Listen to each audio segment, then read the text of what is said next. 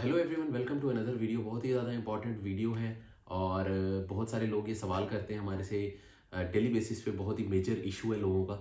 Article 88 में file lock करके article 89 में चेंज हो सकता है या नहीं हो सकता, और अगर हो सकता है तो उस पर कार्ड मिलता है कि नहीं मिलता। नॉर्मली एजेंटों की तरफ से यही बताया जाता है कि कार्ड नहीं मिलते, ख़ास तौर पे देसियों को, यानी एशियन कम्युनिटी, हमारे पाकिस्तान, इंडिया, बांग्लादेश, नेपाल, इन लोगों के आर्टिकल 89 में कार्ड नहीं आते। यही फैलाया जाता है ताकि वो अपने कॉन्ट्रैक्ट जो हैं वो आप लोगों को बेच सकें।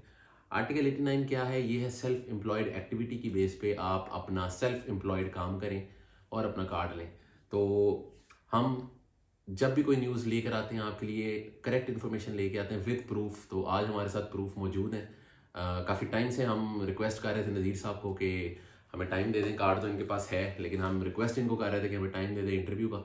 तो आज इन्होंने हमें टाइम दिया। तो हमारे साथ मौजूद है नज़ीर साहब। इनको कोई तारुफ करने की ख़ास ज़रूरत नहीं है, सब लोग जानते हैं अपनी कम्युनिटी में। तो नज़ीर साहब, बहुत शुक्रिया आपका, आपने टाइम दिया इंटरव्यू के लिए। वैसे तो आप बैक एंड पे सारा वर्कआउट कर रहे हैं हमारे पूरे चैनल को चलाने में। तो सबसे पहले लोगों को ये बताइए कि आप जब पुर्तगाल आए तो आपने प्रोसेस स्टार्ट किया, क्या मुश्किलात आपको पेश आई, क्या प्रोसेस था, आपने फाइल लॉक किस आर्टिकल में की, फिर कैसे चेंज किया उसको। तो इस पे गो थ्रू करके स्टेप बाय स्टेप हम चलते हैं। अस्सलाम वालेकुम जी, बहुत शुक्रिया आपका। टाइम तो मैं हर वक्त देता हूँ वैसे अपने मुझे बैक एंड पे टाइम देते हैं। टाइम मैं देता हूँ, लेकिन थोड़ा सा ये है कि स्पेशल बैठना इस तरह जी। वो मुमकिन नहीं होता। तो मैं कोशिश करूँगा बात को मुख्तसर से मुख्तसर करूँ। पहले तो लोगों को ये पता है कि 89 जो आर्टिकल है वो सेल्फ एम्प्लॉयड है, बिल्कुल। और उसमें आप अपना सेल्फ एम्प्लॉयड के तौर पे काम करते हैं या अपनी कंपनी बना के उसमें आप 88 में जाके भी कर सकते हैं। दोनों सूरतें मौजूद हैं। जब मैं आया यहाँ पे पुर्तगाल में तो हर तरफ 88 की वो चल रही थी। बिल्कुल ऐसे ही ठीक है, तो चलते ही 88 था। मैं क्योंकि पाकिस्तान से जब आया तो तब से ही मैं सेल्फ एम्प्लॉयड था। मुझे भी तकरीबन 8-10 साल हो गए, तो मैं सेल्फ यानी आप एम्प्लॉयड पहले से ही काम अपना खुद कर जी रहे थे। जेन्युइनली मैं सेल्फ एम्प्लॉयड भी था। ठीक है। तो मेरा ख्याल था कि मैं इसमें ज़्यादा बेहतर परफॉर्म कर सकता हूँ, लेकिन क्योंकि यहाँ पे जितने भी हमारे स्पेशली जो हमारी कम्युनिटी से लोग हैं, उन्होंने ये मशहूर किया हुआ था कि 89 पे सिर्फ ब्राज़ीलियंस को या पुर्तगीज़ स्पीकिंग कम्युनिटी जो है उनको ये राइट है और आप लोग नहीं कर सकते। तो उसकी वजह मैंने पहले स्टार्ट में भी बताई है कि वो क्या वजह है। तो फिर मुझे थोड़ा सा मैं हेसिटेट किया मैंने कि यार ये ना हो कि मैं इस रूट जाहिर सी बात है, जब नए आते हैं तो जी आपको जी भी इन्फॉर्मेशन नहीं थी, आपने वही इन्फॉर्मेशन जो कलेक्ट हुई आसपास से उस पर ही। तो पहले तो मुझे वो 4-4 हज़ार यूरो 3-3 हज़ार यूरो मुझे कहा गया कि आप फाइल लॉक करनी है, आपको कॉन्ट्रैक्ट बेचना है, ये करना है, वो करना है। तो मैं इस ऐसे किसी एक्टिविटी का हिस्सा नहीं बनना चाहता था, और आज तक हम लोगों को भी कहते हैं कि ऐसा ना करें। तो उस चक्कर में मैंने 2 से 3 महीने अपने लिए मैंने रिसर्च की, मैंने प्रॉपर इसके ऊपर पढ़ा। और लेकिन बाइलात मुझे सब कहते थे कि 89 में पॉसिबल है, लेकिन मेरे पास एक सेट एग्जांपल मौजूद नहीं थी। उसकी वजह से मुझे थोड़ा सा खौफ था। तो मैंने फिर 88 को चूज़ किया और मैंने एक जगह जॉब अप्लाई की, वो मुझे मिली और फिर मैंने उसके ऊपर किया। लेकिन अच्छा, यानी आपने फिर जी भी सोशल प्रेशर में आके हाँ 89 में फाइल लॉग नहीं की और आपने कहा कि मैं वर्क कॉन्ट्रैक्ट की तरफ ही जाता हूँ। फाइल लॉग आपने 88 में ही कर दी। जी जी ठीक ऐसे है, ही ओके। ऐसे ही। तो 88 में अब क्योंकि मैं सेल्फ एम्प्लॉयड था, मेरे लिए बहुत मुश्किल था कि 10 साल की आदत को हटा के और मैं जॉब पे कंटिन्यू करूं, क्योंकि जॉब मेरी अपनी फील्ड में थी, लेकिन स्टिल मेरे लिए पॉसिबल नहीं था। जाहिर है, मैं टाइम सिर्फ देना। 2 दिन गया वहाँ पे जॉब पे, और मुझे फील हुआ कि मैं नहीं कंटिन्यू कर सकता। हम्म। फिर तब से आज तक मैंने जॉब नहीं की फिर पुर्तगाल में। अच्छा, ठीक है। तो यानी इसके बाद आपने आर्टिकल 88 में फाइल लॉक करने के बाद जॉब आपने स्टार्ट की, पर आपको लगा कि ये हाँ पॉसिबल नहीं है मेरे। देन उसके बाद आपने क्या किया? अच्छा, मैंने अपना काम शुरू करने के लिए फिर ज़ाहिर है मुझे यहाँ पे कोई लीगल वो बेस चाहिए थे, तो मैंने एक्टिविटी ओपन करनी थी। तो उस सिलसिले में फिर मैंने जो मेरे पास आखिरी ऑप्शन था वो कनाई का था। तो मैंने कनाई को ईमेल की।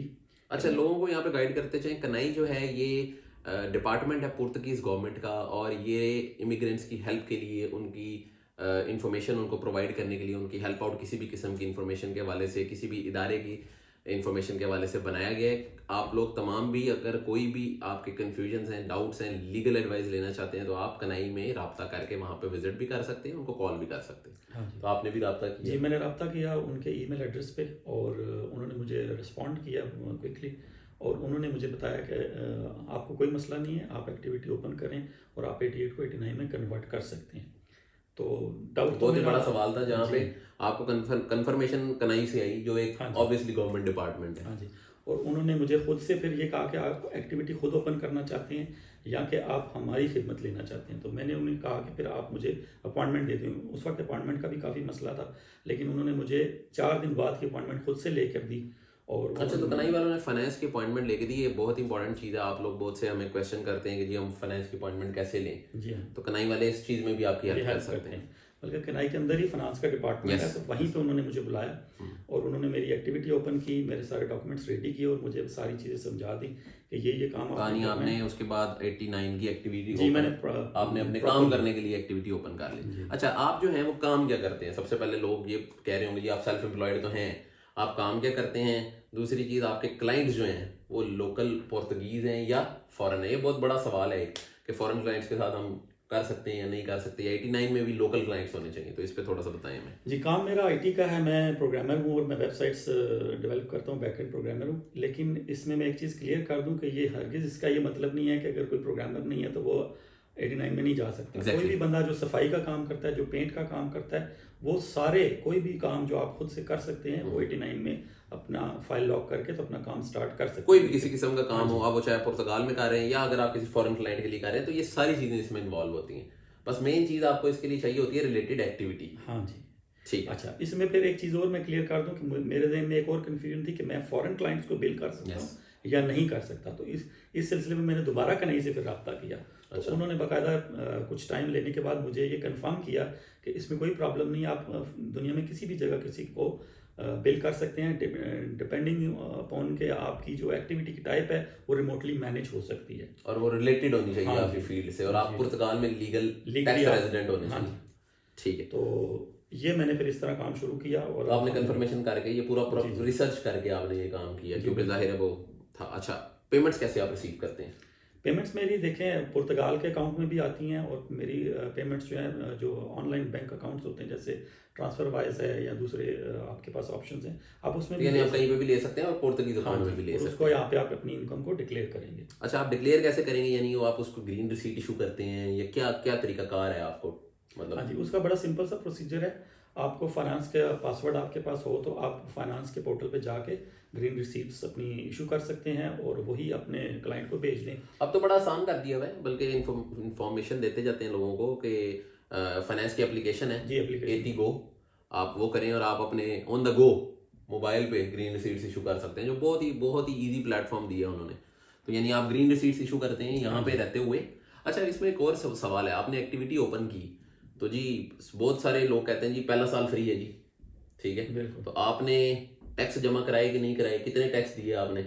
आप लीगल थे तो आपने 6 दिए या 12 दिए, या आपने दिए कि नहीं दिए, कि आपने वो लिया एग्जाम्पशन लिए 1 साल की, क्या किया आपने? देखिए जी, लीगली आपको 1 साल की एग्जाम्पशन है जो फाइनेंस आपको देता है, और अगर आपको एग्जाम्पशन है तो अवेल कर सकते हैं आप उसको, और आपको करनी भी चाहिए क्योंकि कार्ड आपको आने में कम से कम 2 से 2.5 साल लग जाते हैं। हाँ जी, जो करंट सिनेरियो चल रहा है।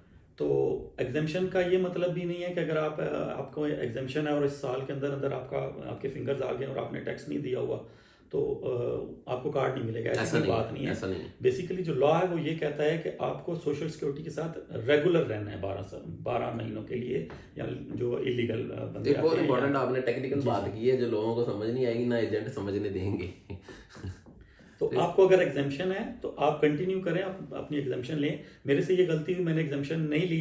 मुझसे उन्होंने कहा, फ्रांस वालों ने, कि आप एग्जाम्पशन लेना चाहते हैं? मैंने कहा मुझे नहीं चाहिए। तो मैं क्योंकि था कि मैं टैक्स पे करना चाहता हूँ, जाहिर है वो जी, तो आप पे भी कर scenario सकते ऐसा हैं, था, आप पे scenario करना ऐसा चाहें कर सकते हैं, खुद से भी कर सकते हैं, एग्जाम्पन ना लें और आप हाँ पे करते रहें अगर आप सेफ खेलना चाहते हैं तो। जी जी अच्छा, दूसरी बात फिर ये हम आ जाते हैं, चलें ये तो आपने सारा प्रोसेस कर लिया, आप ग्रीन रिसीट्स इशू करते हैं, आपको पेमेंट्स भी पुर्तगाल में आती हैं, आप पुर्तगाल में मौजूद हैं, आप यहाँ पे काम कर रहे हैं। अब स्टेप आ गया जी, आपकी अपॉइंटमेंट आ गई जी आपकी अपॉइंटमेंट पे आपको डॉक्यूमेंटेशन, जाहिर सी बात है आपने लॉक की थी 88 में, आपको कोई बेसिक डॉक्यूमेंट्स, हमने बहुत सारी लिस्ट भी पोस्ट की है, वीडियोस भी बनाई है कि जी आर्टिकल 89 में क्या क्या डॉक्यूमेंट्स चाहिए, तो हम उस डिटेल में नहीं जाएंगे कि क्या क्या डॉक्यूमेंट्स चाहिए क्योंकि हमारी ऑलरेडी बहुत सारा कंटेंट इस पर मौजूद है। तो साथ हमें ये बताएं कि अपॉइंटमेंट जब आप गए तो उन्होंने आपको देख के कहा कि देसी आ गया, अब 89 की आर्टिकल में आपको डॉक्यूमेंट नहीं देने? नहीं नहीं, ऐसी कोई बात नहीं हुई। उन्होंने बड़ा अच्छा मुझे ट्रीट किया, और मैं अपने साथ जो है वो एक लॉयर लेके गया था। उसकी वजह सिर्फ और सिर्फ ये थी क्योंकि लॉस तो मुझे सारे पता थे, लेकिन क्योंकि हमें लैंग्वेज का बैरियर है थोड़ा सा, और मेरा तो स्पेशली ये है कि मेरे सारे क्लाइंट जो फॉरेन नेशनल हैं वो इंग्लिश बोलते हैं, तो मेरी लैंग्वेज से थोड़ा जाहिर है वो थोड़ा उतनी मैं मतलब आप प्रोफेशनली उनसे नहीं, अगर कोई टेक्निकल सवाल आ जाता पुर्तगीज में तो आप नहीं कर सकते। मैंने एहतियात के तौर पे अपने साथ लॉयर रखा था, और मैं आप लोगों को भी ये कहूँगा कि आपको बहुत सारे लोग मशवरा देते हैं कि आप लॉयर ना लेके जाएं, तो एटलीस्ट आप अपने साथ कोई ऐसा बंदा लेके जाएं, उसको अपना अथॉरिटी दें कि वो आपके साथ जाए, ताकि वो पुर्तगीज में कम्युनिकेट कर सके अगर ज़रूरत पड़ जाए। वैसे तो बहुत सारी सेफ हैं जो आपको हेल्प आउट करती हैं, अगर आपको नहीं भी आती तो आपके साथ वर्कआउट करती हैं, लेकिन जाहिर है कोई पता नहीं होता। हाँ, इसमें कोई हर्ज नहीं है, अगर 150 यूरो अगर आपके लॉयर ने ले लिए और आपका केस अच्छा उसने हैंडल किया, वहाँ पे करना उसने कुछ नहीं होता, सिर्फ आपकी बात उनको कन्वे करनी होती है कि इस बंदे का ये केस है और ये इसकी डिटेल्स है। तो मेरे फिंगर्स बिल्कुल ठीक हो, उन्होंने मुझसे कोई क्वेश्चन नहीं किया, बल्कि उन्होंने मुझे बहुत सारे डॉक्यूमेंट्स वापस किए, मेरी बैंक स्टेटमेंट थी, मेरी जो फालतू स्लिप्स थी वो उन्होंने वापस कर दी, और उन्होंने कहा कि हमें नहीं ज़रूरत, तो उन्होंने ऐसा मुझे कोई क्वेश्चन नहीं किया, और मेरा card within 90 working days आ गया था, ऐसा कोई विदाउट एनी प्रॉब्लम।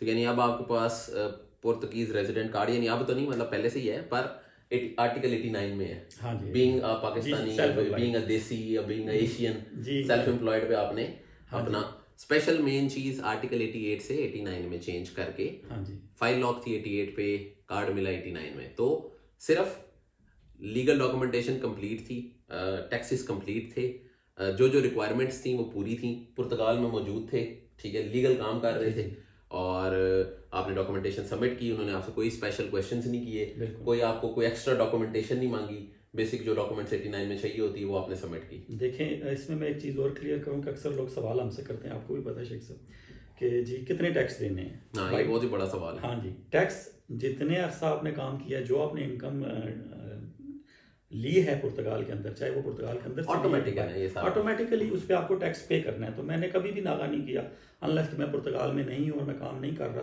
वो एक कानूनी तौर पर, यानी आप छुट्टी गए हैं फॉर एग्जांपल, आप पुर्तगाल में मौजूद नहीं है, तो जाहिर है वो तो एक लीगल, वरना अपनी तमाम इनकम आपको डिक्लेयर करना होती है, लीगली चलना पड़ता है। तो ठीक है, उम्मीद है कि आपको बहुत सारे क्वेश्चंस, जो हॉट टॉपिक था आर्टिकल 88 से 89 में, क्योंकि बहुत सारे लोग ऐसे हैं जो क्या कर रहे हैं, खाली सेल्फ एम्प्लॉयड एक्टिविटी नहीं, हमने शुरू में भी आपको बताया है, जो लोग ग्लोबो का काम कर रहे हैं, जो फूड डिलीवरी में काम कर रहे हैं, जो कोई अपनी छोटा मोटा सेल्फ एम्प्लॉयड पार्ट टाइम को काम कर रहे हैं, कोई बार्बर है, किसी ने कोई दुकान खोली हुई है, हमने पहले भी एक इंटरव्यू किया था जिसमें किसी ने मिनी मरकादो खोली हुई है, तो वो तमाम के तमाम लोग लीगली यहाँ पे रहते हुए अपना काम कर सकते हैं, कार्ड अपना रिसीव कर सकते हैं, इसमें कोई मसला नहीं है। ज़रूरी नहीं है 100% लोगों को कि वो जॉब कॉन्ट्रैक्ट लेके ही पुर्तगाल में काम करें।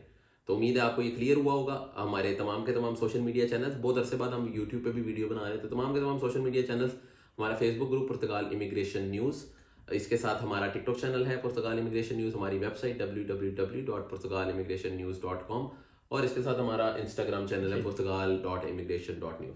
तो तमाम चैनल्स को फॉलो करते रहें ताकि हम इसी तरह की informative videos, on ground reality असल में क्या हो रहा है, वो आपके लिए लाते रहें। See you in the next video.